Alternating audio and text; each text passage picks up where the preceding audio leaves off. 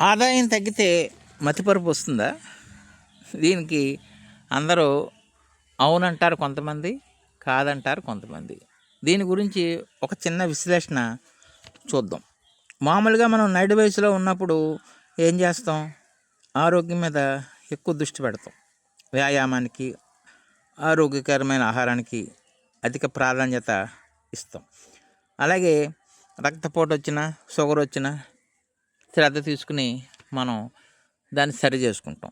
కానీ ఆర్థిక సంబంధమైన విషయం వచ్చేసరికి కొంచెం నిర్లక్ష్యంగా ఉంటాం. అది తర్వాత సంపాదించవచ్చులే, తర్వాత చూసుకోవచ్చులే, ఇంకా వయసు ఉంది కదా.